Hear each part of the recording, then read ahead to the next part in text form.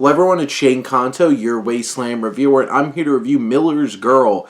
And this is a new comedy drama from writer-director Jade Haley Bartlett, and actually produced by Seth Rogen and Evan Goldberg, interesting enough, starring Martin Freeman as a creative writing teacher in the South who, he has a book. Nobody really takes him seriously that much with it, but one of his really talented, intelligent students, played by Jenna Ortega, shows some interest in his writing, and him in general. He gives her a special assignment that breeds a uncomfortable relationship that develops between them. And along the peripheries, you have Bashir Salahuddin, who plays one of the other teachers. You have Gideon Adlon, who plays Winnie, who is Cairo, Jenna Ortega's character's best friend, and Dagmara Dominskic, who plays Martin Freeman's wife, who's an alcoholic writer, of course. This film deals with a lot of tropes and character archetypes, and I don't know how well this film really does looking at those archetypes in new and interesting ways.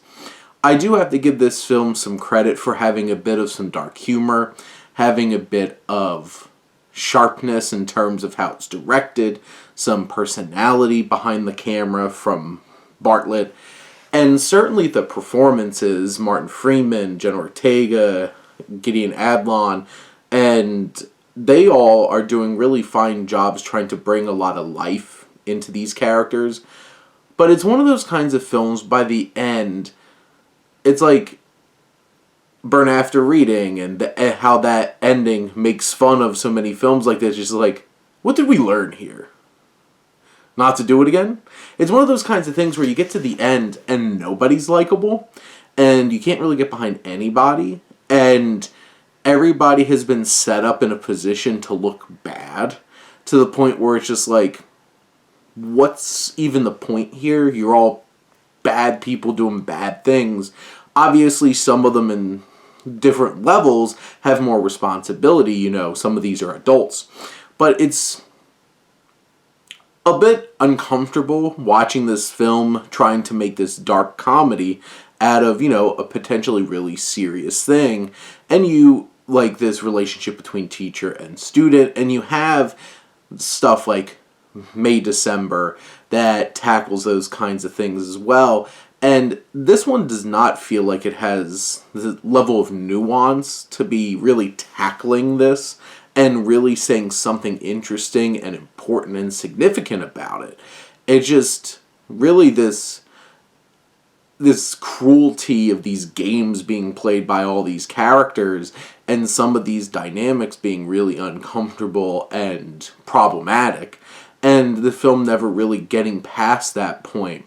It seems like on some level these dynamics are benefiting some of them, and I don't know what that's supposed to be saying about life and these kinds of things, but it feels weird that this film's taking that kind of stance. And, it's hard to argue with some of the technical prowess of the film from the performances of the film, but overall, I don't feel like this film really hits any kind of meaningful message.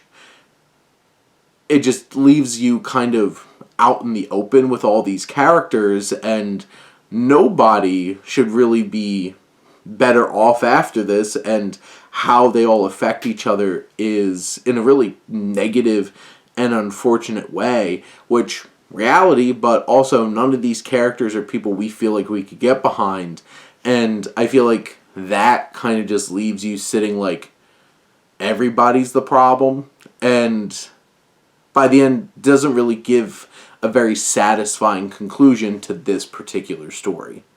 But those are my thoughts on Miller's Girl. Let me know what you think, and let's talk some movies. But thank you as always for tuning in and supporting your Wasteland reviewer.